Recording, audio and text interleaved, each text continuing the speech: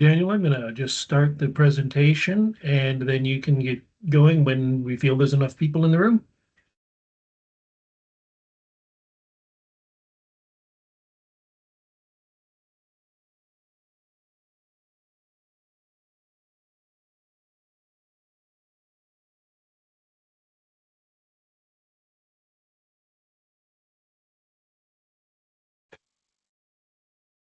Excellent. So since this webinar is recorded, we will start right now and ensuring that we all have plenty of time to go through the entire content, and let some space from some room for questions at the end of it.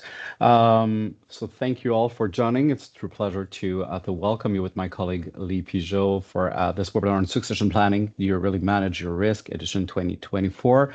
So this webinar is going live in October, also available on our website, BNP, that you'll be able to listen and get a copy of the presentation as well. So thank you so much for joining. So my name is Daniel Lanting. I'm Vice President, Talent Strategy and Impact at BNP Philanthropic Performance. I've been actively involved with the AFP for many years. I currently serving as immediate past chair of the board for AFP Quebec and also vice chair of membership engagement at AFP Global Board. I'm also involved in a couple of other committees. Specifically, I'm more working in human resources, governance, and of course, fundraising at BNP. But it is actually truly my pleasure to also introduce my colleague, Lee Pigeot, who's been working across Canada in the non-for-profit sector, sorry, for more than 30 years. Am I reading correctly? Yes. To start really, really young, that's what you have to take in mind. But he has leadership experience at the National Executive Director of two disability rights organizations, in hospital foundations, and affordable housing charities. He has extensive capital campaign leadership experience at universities and hospitals as well. He is a contributing author to the book The Vigilant Fundraiser and has been a speaker at various international, Canadian, and provincial conferences. So he wrote the Ontario Standard Curriculum for Fundraising e-learning at the college level and has been the lead on several research projects and industry initiatives. So thank you so much, Lee, for being here with us today. And Lee will be the main presenter actually of this webinar. I'm only here for a couple of housekeeping notes to start this presentation. So a couple of things that are good to know is, as I mentioned, this webinar is recorded and will be available on the BNP Philanthropic Performance Institute of Philanthropy on our website directly. All the participants of the 2 days recording will receive a copy of the presentation.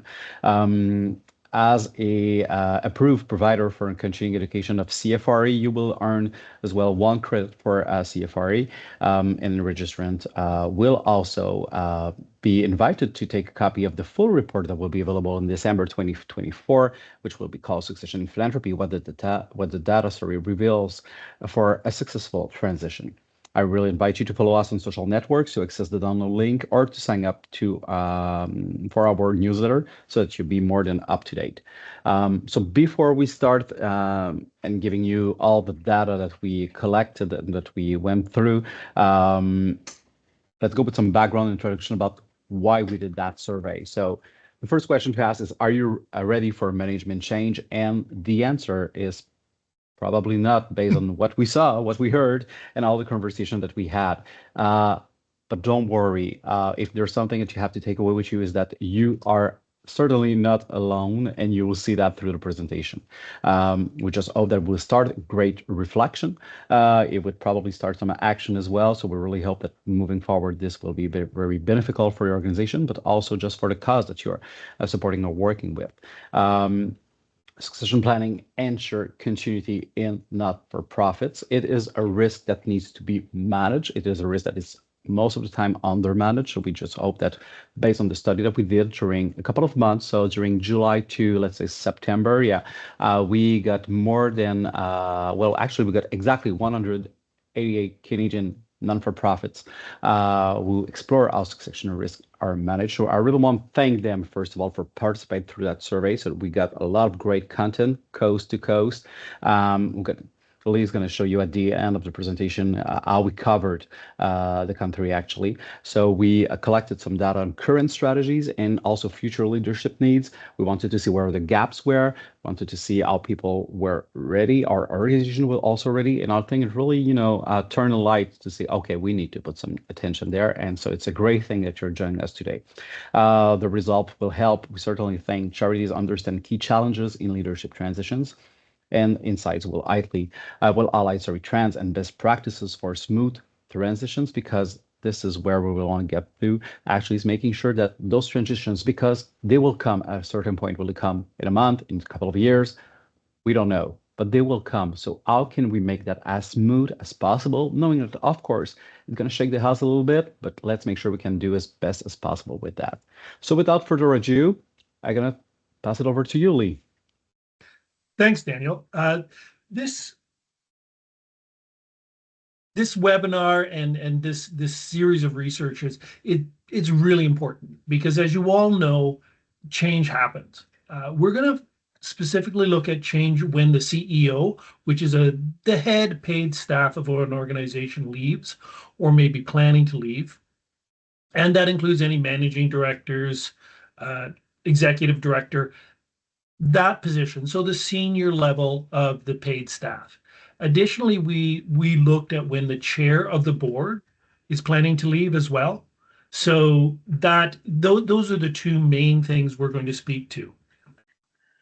So some of the highlights that are going to set us up for the rest of the presentation is that, again, most organizations, they don't have a plan for an unplanned departure. So what is an unplanned departure? That could be someone who's left the organization, got a new job, is ill for a certain amount of time, or maybe unfortunately has to be dismissed.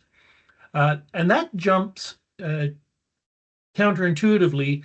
For more than 80% of organizations don't have a plan when there's going to be a planned departure, and that can be specifically a retirement. Now, that may have something to do with the fact that those who are retiring are usually long-term employees, so there's a bit of comfortableness that's there, but that's an important thing to talk about. And again, 40% of CEOs are likely to leave within 3 years, so the majority of organizations don't have a plan for something that could happen within the next 3 or 4 years. And a third of those anticipate a major disruption after a leave. So if you don't have a plan for something that's going to majorly disrupt, it's a big risk. When we look at the chief volunteer position within an organization, 80% don't have a plan for an unplanned departure. Again, that jumps. So in case your chair gets sick, what does your organization do? Most organizations don't have information on that.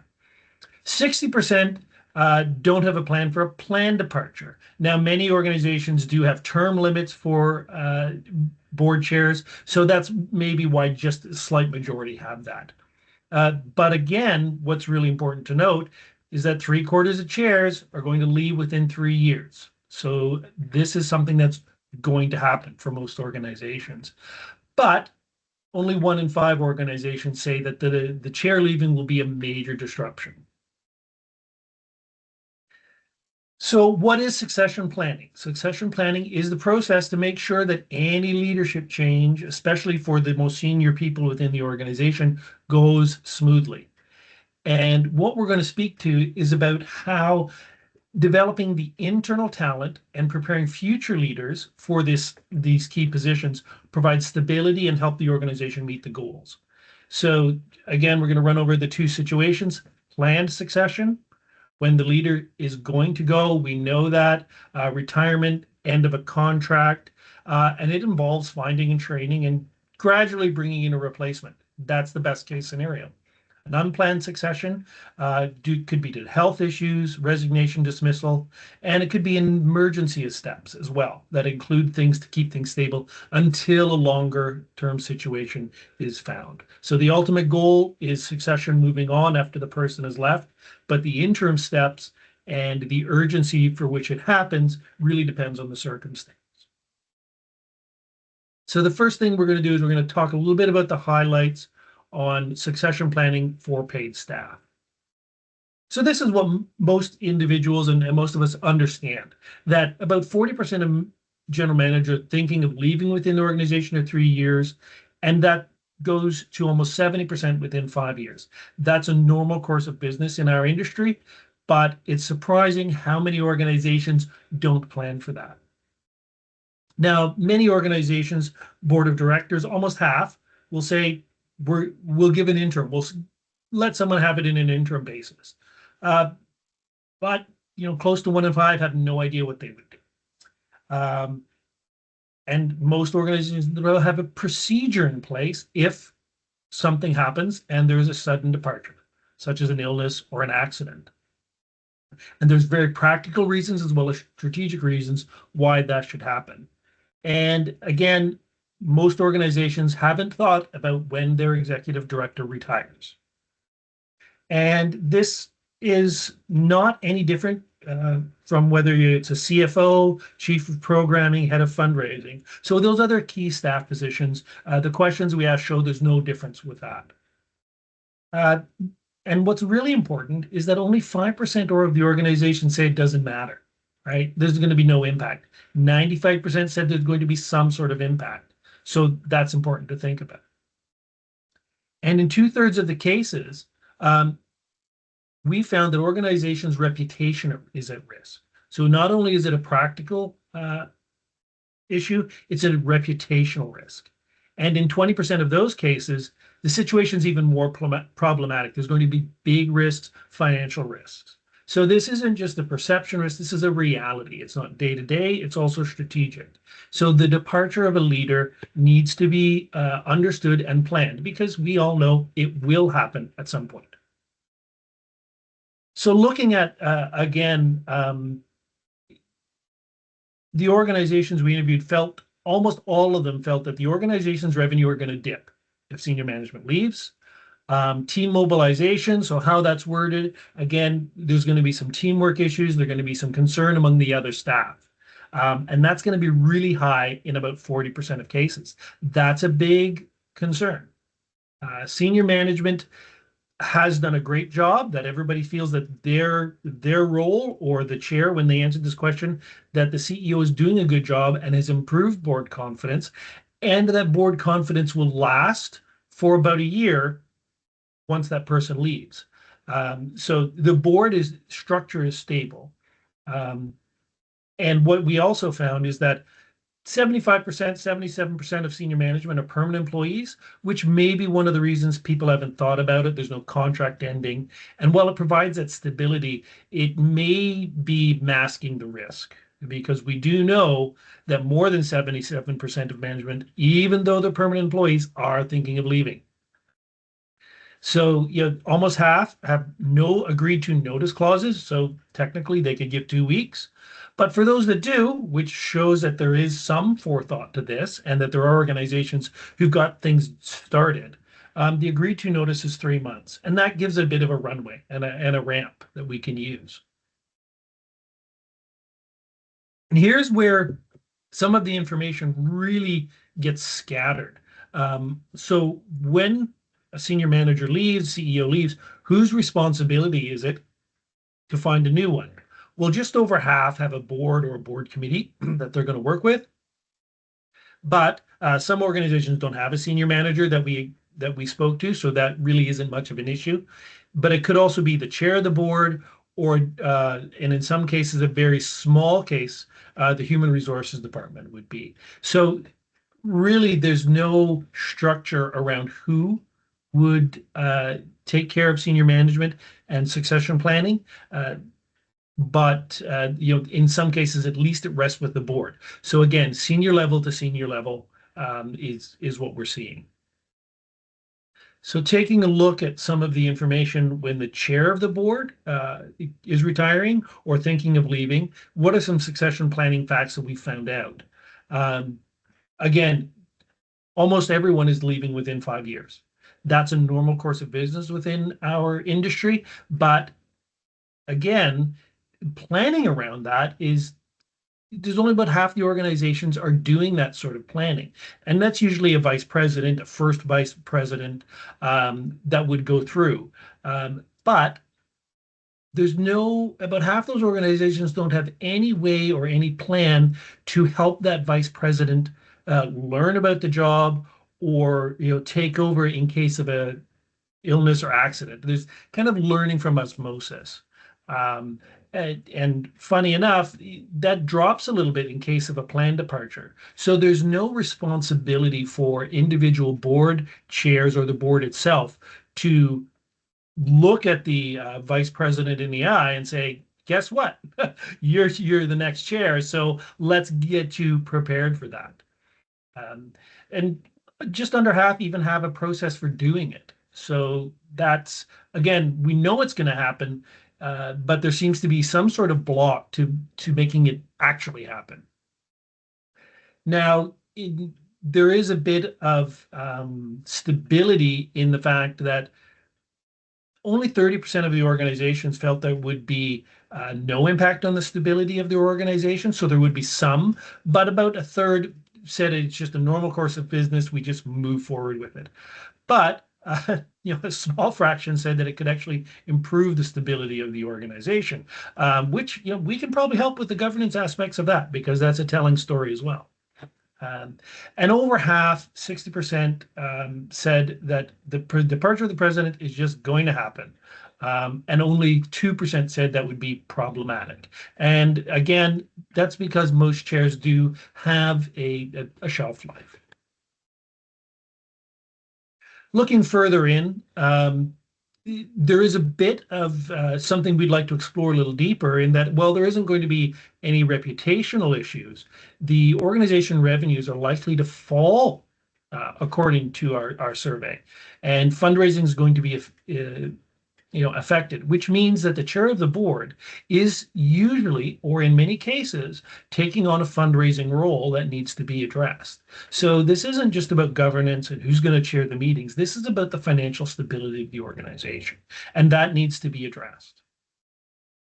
Now, most boards have a high level of confidence in their chair, and that doesn't expect to be changed. So that's a good thing. Um, but again, most boards don't have a procedure that says, here's a minimum notice period for the planned departure of the board chair. They could resign effective immediately, which is, that's when things get problematic. Now, some of the things we looked at that would really determine your situation and how things would happen for you as an organization is how a board chair is elected or appointed. In most cases, the board chair is elected by the board members. So a board member comes in and then they're appointed chair.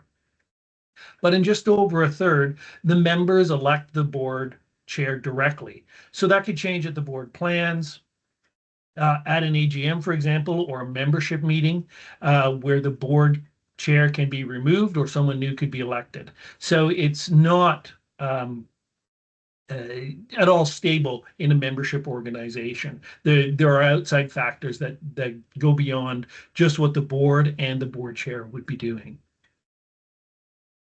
So again, this is really no different than with the CEO leaving. There is usually the board of directors takes the vast control of it, but there is sometimes a board committee, the board chair themselves, or even management can assist in the getting a person who is the chair for succession planning.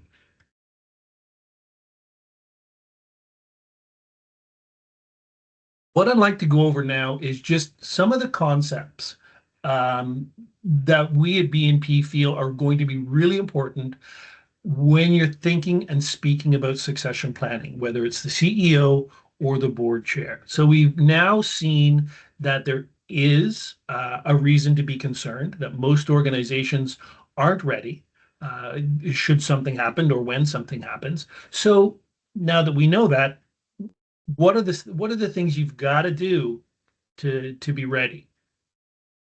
So the first one is to define the organization's succession needs.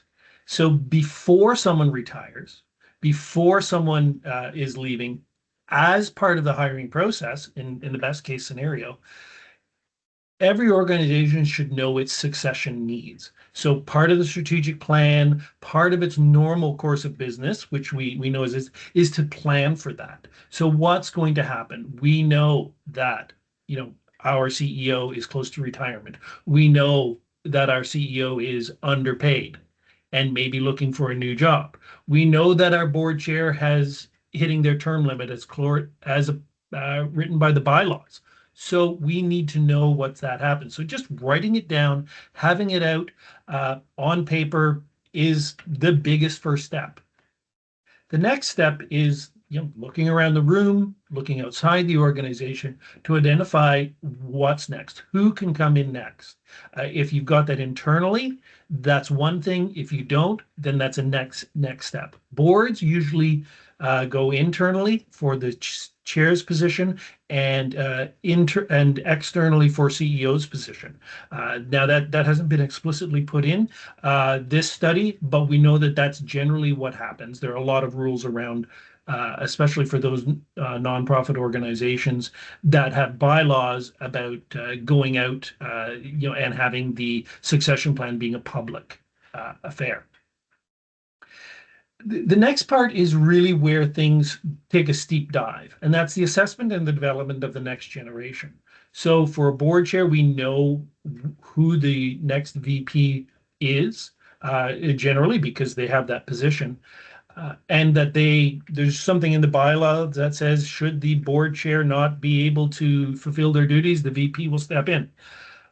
But developing that person is where things fall off. And that may be also being case in terms of the vice president on staff.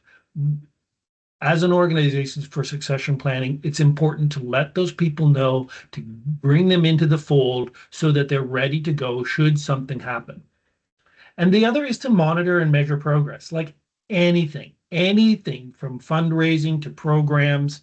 Nonprofits are expected to monitor and measure progress. This should be no different. So the succession planning has to have a clear mandate. And what we found is that there's an average level of preparation for that things, they know what they need. But it's also some of the most difficult situation, and it's something we're going to explain a little bit later. But any initial conversation, especially when this is brought up for long-term employees, employees coming to the end of a contract, there's some real discomfort around starting the conversation, and it can be considered a breach of trust. It's a very healthy part of risk management and of an organization's development. So it has to be handled with care, and it's one of the best ways and first ways you should be bringing in someone like BNP Performance to get us there at the table, so that there's that neutral third party to help you through the first part of the difficult conversation. One of the next parts is to identify the next generation. So once you've identified your need, you'll need to explore both internal, depending on the size of your organization, and external candidate pools, whether that's your CFO, your chief fundraising officer, or a program officer who could step into a staff role, or a board vice chair. You'll need to know if that is even a possibility, and it should be a possibility because that helps a lot with the transition. So though in just over half, no one's been identified internally, not even behind closed doors. In the case of the board of directors, there has some, of course. The first vice president or the president is a successor. But in the staff situation, it's not happening. And then if you look externally, very few organizations have an external pool of potential candidates. So someone they would be able to bring in from outside to assist in a transition. Now, this raises slightly for volunteer positions, but people are slightly more prepared internally, but not necessarily externally. But the interesting part is this really drops is someone may be identified, and again, I'm using the word behind closed doors or in private, as a potential successor, but they don't know that. It may seem self-evident, but it's just not happening. And those who are identified, they're not made aware of it. They're not developed. They're developed. So again, it's a surprise, and we'll speak a little bit about some of the risks around that as well. So the evaluation and development of the next generation is an important and key piece of risk management, and this is where this really comes in. Um, Only 1 in 10 of the next generation feel well prepared to move into the executive role. Um, and for the chair's position, it jumps a little bit, but it's still in the vast minority. So those who have been identified, they don't know what's going on. They need the training. They don't know what's expected of them, and they're not regularly informed of the process. Uh, but about 1 in 5 have included specific development plans for a potential CEO succession and 12 potential chair succession. So while there may be assumptions made, there's no real training, and there still could be a lot of surprises, which is a potential risk. So in terms of, again, more low level of preparation, in about half the cases, there's only discussion around succession planning uh, at the board of directors level. So although it's happening, it may be in a policy, but less than half of the board of directors have even discussed it. And again, when it comes to handing over the chair, there's no discussion in about a third of the cases. So while there may be in policies, the practicality, it's not happened. Why is this really risky? Well, because as everyone knows, the best laid plans can just go awry, because as needs evolve, deadlines can change. Someone could end their contract early. Someone could retire early. There's illness.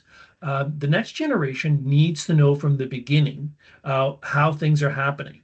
And so if someone's been identified as a potential successor to the CEO, and they may think that's going to be in 3 years because the CEO's contract is over.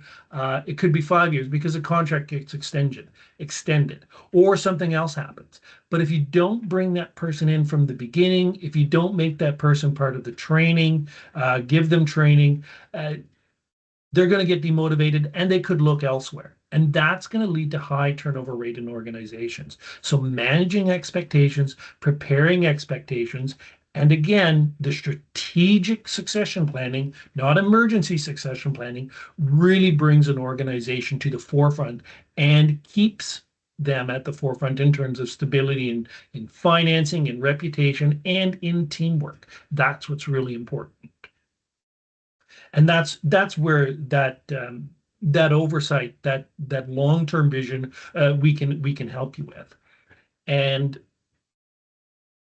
as we've been reading through this, we've developed a checklist that we're working on and we're developing that's going to help organizations begin their succession planning journey or formalize it. So to take a look at where you are and be able to move forward in a planned manner and in a successful way. So the checklist for this section, the CEO, is quite long. And the green, of course, means that most organizations have this in place, which is a job description, right? It's there. Moderately in place. So, about half or so have a pay scale, org chart, job descriptions for other employees, list of access codes, which is from a practical perspective, really important, and a list of key suppliers that can be addressed. These are key critical, especially in emergency situations. And if it's not there, then the board and the other members, that's where the reputation, that's where some of the financial things, as well as teamwork, is really going to go downhill. And only about half of them, organizations, have this in place. And so we're going to help you develop ways to get that information and ways to use it in a secure manner. Now, what we're also finding is there's some really key elements that very few organizations have. And that's a job description for an interim management versus full-time permanent position, communication plan around it, nominating committee, market research, That those things that are usually set aside that people scramble to get working on, having those ready is important. So as you can see, we have this for you, and we will be able to work with you on it. Now with the board, uh, there is a lot of good things that are happening, and the list is usually a little shorter. And the description of the role of the chair of the board is important to have. And it's usually there, as well as bylaws, roles, and responsibilities. Most organizations have that.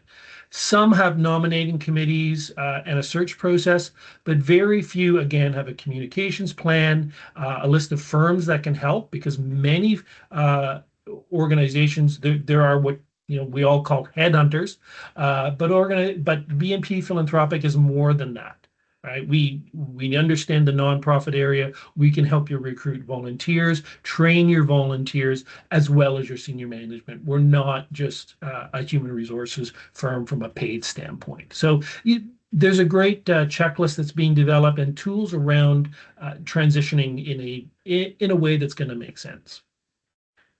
So probably some of you are listening in here, looking at this, making notes and saying, yeah, that applies to me. No, we're in a better place. Or, oh my gosh, I didn't even think of that. So how does your organization compare to those that have been asked? Well, as Daniel noted, our respondents are coast to coast, and they're from all aspects, whether it's universities, youth development, religion, international development, animal protection, even scientific research, homelessness. The 188 organizations that filled in this survey came from all aspects of the nonprofit environment. Now, from a development and a demographic point of view, uh, most of the organizations we looked at had a regional impact or a local impact. So whether they're a single hospital, a single university, but many were national in scope, and some were international as well. Now, our organization had an average of just under 50 employees, around 10 to 12 board members. And interestingly, because this matters with the chair of the organization, they're founder led. So 1 in 10 is founder led already. So that adds another dimension to succession planning that is generally more long term. Now, from a organizational income, these are organizations where the majority have revenues of over $500,000, all the way up to a small portion that have over $5 million. So these are what is considered these mid-sized charities. So now I'll go on with a little bit of next steps. So Daniel mentioned that we will have a fall report coming. It'll be available in December in English and French. We're also going to specifically speak about some of those risks that we didn't specifically identify in the survey, but we know occur. And those, anti-oppression mechanisms, DEI information harassment, as well as misconduct that can occur. And we'll start thinking some tools and templates about succession planning as a risk to be managed, not necessarily a crisis. That helps tone down. And then, of course, personalization, personalized support, the ability for us to reach out to you and speak to you specifically about your situation. And so while the boards seem better prepared for the success of this chairman, and there may be less damaging organizations, for staff, it's a lot different. And the biggest risk that organizations have is not starting the process. It's leaving it as it is. So what we want to do is we want to help you initiate the staff board conversation. Use this webinar as a way to begin that conversation. So discuss it at the next board meeting with the chairman of the board or the risk, the HR committee, or whatever structure you have. And it should be held in private. This is something that, because it can be a sensitive subject, but it has to be handled openly and transparently, introduce it And we've got a sample here of an email or something you can use. So use this presentation as an opening because it is important and it does show a lot of foresight. Again, some of the things, most of you are familiar with a risk management assessment, and we filled in some of the information about, is this something that's going to happen over a period of time? And when you look at the risk management chart, it is in the upper right-hand corner, which is it's a big risk, and it is very likely to happen within the near term. So again, this shows, quantitatively that this survey shows that this is an important part. So it's not just about a personal opinion. It's not having a conversation about an upcoming departure. It's part of your risk management, part of your role as a CEO or as a board chair or as a senior manager that this needs to be addressed. So just again, specifically BNP, we've been around for quite a while. We use rigorous methodology for each project we do. We've got a lot of research, and we've helped organizations across the country, whether you're hiring your first executive director, your next executive director, or providing experience and coaching to board chairs as they go through this process. We want you to make sure that you've got autonomy, your strategic vision, and we have that expertise from coast to coast. So the part of the next steps of this presentation, we're going to ask you questions. Please reach out to Daniel on this, and when you get this email, you will have all of this information right in front of you. And I'm just going to stop sharing the screen, and we'll take questions now.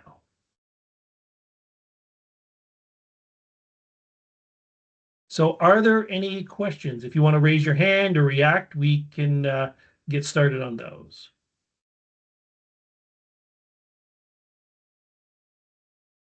Steve Macaulay.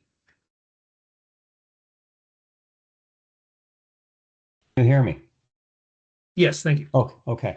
How would your content be amended if the executive director was a contractual employee rather than a salaried employee? That was identified, and that is part of the planned departure.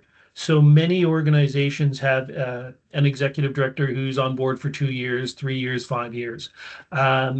Again, what we find is there's still the minority of organizations that understand that when that contract ends, it has to be renewed or someone else has to take place. So the difference in that is that there is a date, and for organizations, it's easier to have a timeline, but that doesn't mean that organizations are any better prepared for that. Mm-hmm. Yeah. It would seem to me that the contract arrangement would give you breathing room versus sitting on the edge of your chair perpetually, where somebody could just give notice. At least you'd have a 3-year 3-year break. Yeah, that's true, Stephen. That's one of the reasons contracts are really important, and a well-written contract is important. However, most well-written contracts also have a notice period. So whether the CEO can give 3 months notice and break the contract, that's pretty standard. So no matter if you've got 5 years runway or, hey, the executive director's contract is up in 6 months, this is something you should get started and be ready for, because change does happen. Yeah. Thank you.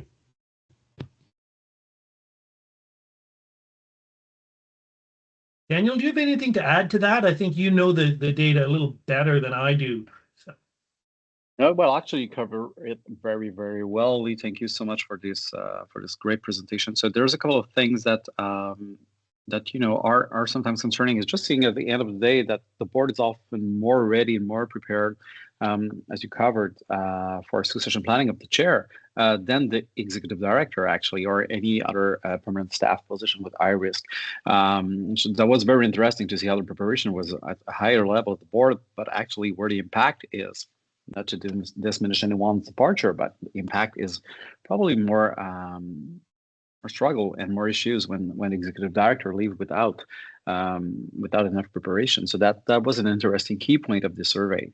And as well, there was a couple of interesting nuggets from here. Looking at the data, that was, I'm thinking about sometimes our organization are more prepared for an unplanned departure than a planned departure, which was interesting. It was that was very interesting, but also just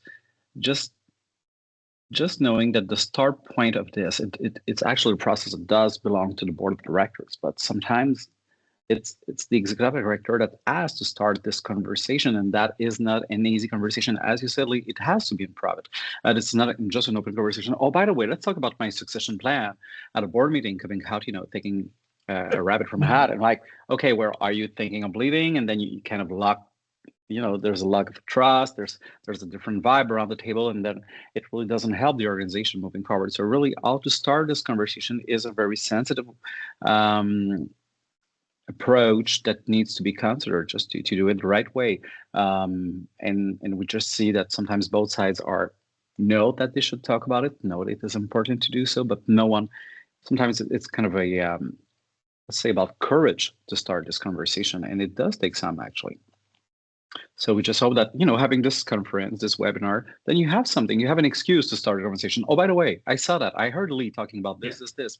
Maybe we should have a conversation, and don't be afraid. I'm not leaving the organization. I'm thinking about it, but yeah, that's a good way. I was also talking about succession planning at AFP Lead recently, and an executive director said that her way to approach that was just not talk about her role, but she was talking with her chair, and she said, well, we're good at what we're doing. We're excellent. But what's next after us? And so it was not just about her leaving, but I was also including also the chair leaving in the future. So bringing that just kind of, lower the anxiety about who's going to leave, what's happening now, where is that coming from? But just saying, hey, we're excellent right now, but what's going to happen after us? And we don't know when it's going to happen, but let's just talk about it. Let's just plan for it. And that was a right way. I think it was a very good way to bring this. Yeah, and one of the other things, Daniel, that I've noticed is there are ways to bring it in as part of a risk management process, and whether that is, I worked with an organization that the board treasurer had to be evacuated during one of the wildfires, and because of the way their structure was, they weren't able to pay bills for 2 weeks, because there was a volunteer who was in charge of it, because that person didn't have access to their computer and all of the things that they needed because of an emergency. And it's this type of thing where you can bring things in, power outages, weather events, all can lead to someone, being sick as well. Those are real things that, they're small, and they can help you introduce the topic. Hey, what happens if, many of our, CEOs are, could go on parental leave as well. These are planned organizations. I worked with an organization where we had 3 parental leaves within the same year on a staff of 7. It was quite a bit of a change. And these are all things that happen. So it doesn't have to be about someone leaving, getting a better job, but just disruptions in the normal course of business. And then you can bring that through. Those are some really good things to think about. And these are really important because there isn't an interim CEO's or chair's job description in most cases, providing some of the limitations for that. So there are a couple of questions in the chat. Let me get through here. I would assume boards are more prepared for the chair's departure than the EDs because the chair position turns over much more frequently. Yeah, many chairs have a board term limit. And as you can show that 70% of the CEOs don't have a term limit, they're permanent employees. So that is true, but in many organizations, there is some quick turnover that needs to be addressed in all cases. So there's another one here. Based on your research or work that you've done, are there new skills required to ensure bench strength on the board? Daniel, can you take that one about what's really needed from a board perspective on this? That's a very good question, actually. Thank you for that one. Thank you for passing it to me. Lee, the new skill required to ensure bench strength on board. Actually, I've seen that with a couple of non-for-profit. I cannot say it's a majority, but I've seen some board that just had this kind of wake-up call about, oh, we haven't thought about this risk, and this risk. So as we show you in one slide was this risk management tool that just assessing the risk, and most of boards do so. But for a couple of the boards, like yeah, we have that on our bucket list. We'll do it one day. Of course, we'll go through the risk, but now we're just trying to get our head above the water and just trying to go through it and just make sure that we're moving to the next day. And so many boards. Um, all the boards have a law where they have a content. They have a couple of people on the boards thinking about a couple of things about the money, making sure everything is legit. Uh, but but I see a couple of more boards trying to put more attention. Okay, well, I'm not sure we're managing the risk well. And we saw this wake up call and thinking about Quebec with Bill 25 that was about all the confidentiality and all those stuff. And how do we manage risk? How do we deal with any lawsuits, anything else? And so boards, try to not switch totally, but making it evolve with a most global, holistic approach on risk management. So I'm seeing this skill being more and more required. I cannot say it's a trend yet, but we're seeing a bit more attention put into those kind of people, make sure we're getting the skills at the board, or if we don't have the skill around the table, because we cannot have all the skills at the table, making sure we just invite somebody that can guide the board through this process, making sure we make an assessment, we make sure that we have to do, because the risk is always going to be there. There's some risks that we just can't avoid, that, life is life. But there's some risks that we can work to make sure that when they're going to happen, because they might happen, and so an ED leave or chair leaving, it's going to happen, period. Whatever. Yeah. It's going to happen. So, yeah.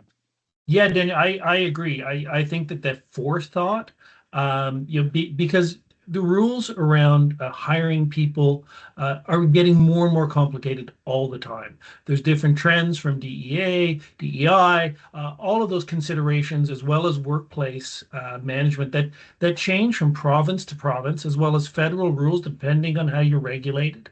And so, it's not just about being able to govern well; it's being able to manage well with the senior employees, and that ability to say, hey, it's not just about managing financial statements for this quarter. It's about the next 3 quarters, and how does the all of that complexity, that lateral thinking skills, those soft skills we want in our employees, we need on our boards as well. So, Valerian, I think you had a question. Yes, I would like to ask some clarification around the notice. I think 3 months was somewhere in your research, or Yes. what's good. A colleague from our sector, she said, I gave my board notice 5 years ago. I gave my board notice, that I will stay. Then, like, 5-year notice, 2-year notice, 6 months notice, and 1 year later, after she had planned retirement, she's still involved with the organization. So what could, like, the legal agreement for the notice, that could be like an employment contract. Not many of the executive directors or CEOs contract have that. Some large organization may have, but what's kind of the reasonable notice, particularly if the organization has or doesn't have a succession plan in place? Generally, longer is better, especially if you don't have a plan in place, because it gives you that ability to move forward. But the 3 months is reasonable. The average is fairly reasonable. You can't expect someone to give a year's notice. You think about when you're recruiting a new executive director, you'll want someone in place within that reasonable time frame. And that's one of the reasons employment contracts are also very popular. So this is planned, but part of that planning should also be, within 3 months or 6 months of the end of the contract, we'll let you know what's going on. There's always going to be variables. Daniel?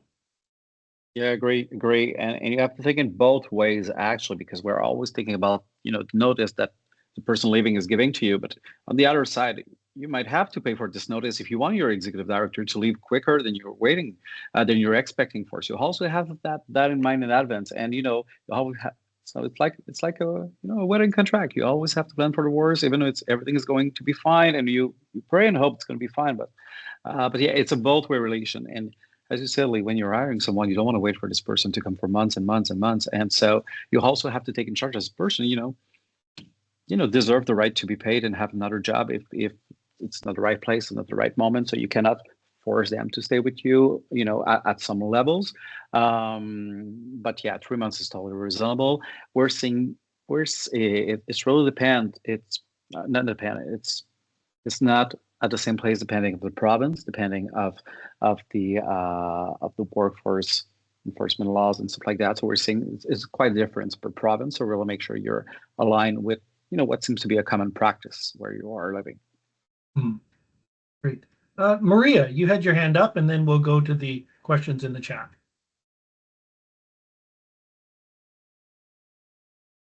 You'll need to unmute. Okay. Sorry about that.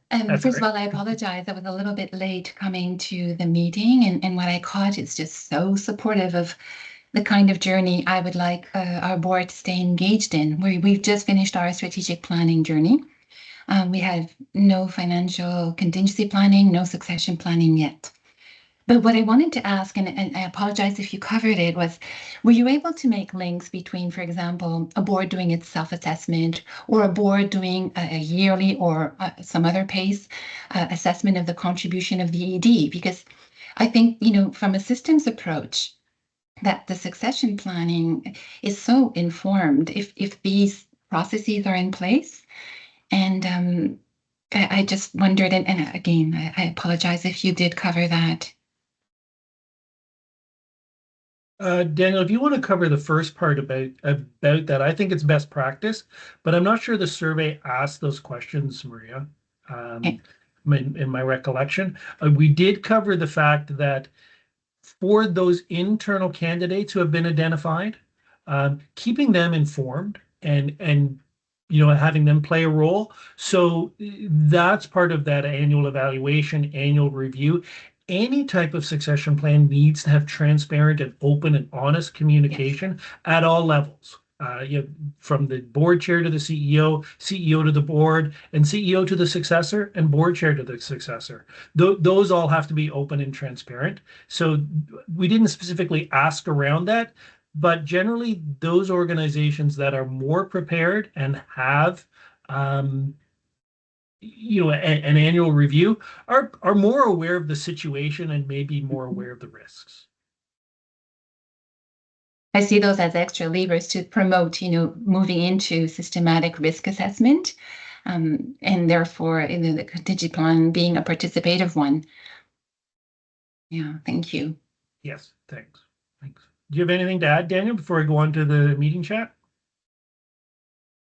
No, actually, as you mentioned, it's not something that we covered, specifically in the survey, but this is a very important, I think, good points that so we're in the process of drafting the report and making other recommendations. So going beyond just, showing results and data as we showed you today, but, okay, now that we know that, what can you do next and how can we work on that? So thank you a lot for the question, Maria. So it's going to be well taken note for this report.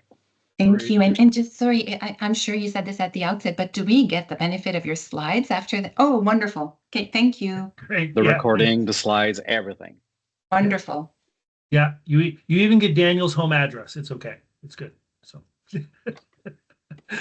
there is a couple questions in here about the founders, because we did say that 12% of founders are still involved in the organizations we looked at, and that was put in on purpose, because it is a different. There's a different scenario when a founder is still heavily engaged. There is a term that many of you would be familiar with, and that's founder syndrome. That's not necessarily a bad thing, but there can add some complexity to it. So when somebody has brought something up from nothing into existence and has sometimes dedicated their entire life to it. There needs to be, again, open and honest and confidential conversation about that legacy. So that life's work needs to be able to go on when that person is tired, when the organization grows beyond the capacity of an individual to to run it, to manage it, to do everything. And it's something that happens quite often. And it's not necessarily just the founder, the president who became the executive director and is the board chair and is the board chair emeritus. There are many board members who've been involved through membership organizations, who may have been clients or participants in a program and come in and they see things in a light that may not work with today's technology, with today's workplace rules. And that's where bringing in an external consultation is really important. That neutral third party who can say, here's your reality, and here's what we want to have happen, which is the life's work to go on. Right. So having those conversations about celebrating and keeping the legacy going is important. But again, it can be risky, but it's something that I know Daniel has worked on, and I've worked on personally in about 6 different situations where that has occurred, or has been in the background. And when it's discussed, usually the founder says, "I want this organization to succeed after I'm gone. Help me with that." So that's the approach we want to take. See, there's someone typing. Oh, thank you. Oh, okay, you're welcome. So, are there any other questions or comments? Daniel, I'll let you sign off if there's not, since you started this whole thing. So.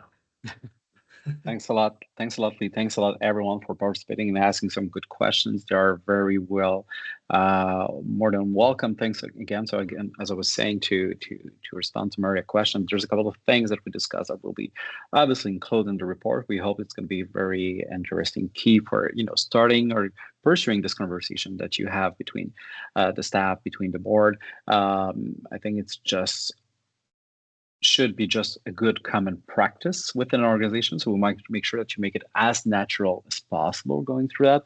And at the end of the day, we just want to make sure that the next executive director or the next chair would just thank you for saying, "Oh, thanks, you did that." So I don't have to go through that. I don't have to start a conversation. I don't have to start and draft the process and everything. It was in place. So you're doing it not just for yourself, you're doing it for your organization, but you're also doing that for the other people that will follow you in your organization to make sure that it's going to be as smooth as possible through the journey of your organization. So thank you again so much for joining today, for taking interest in this very important topic. And again, as we mentioned, you're going to receive a copy of the presentation, the deck, and also the recording. The recording will also be available on our website for anybody you would like to share that with. So, but also really feel free to share it with your colleagues, with your board. That's what it's meant for. It's to, having an excuse to start this conversation again, and make sure that you follow us even on social media or with our newsletter, to make sure that you are aware of the report that will be launched in English and French in December. Thank you again, everyone. Thank you so much, Lee. You did an amazing job. Thank you. And Thank you. Great stuff, man. Great rest of the day. Okay. Bye. Thank you.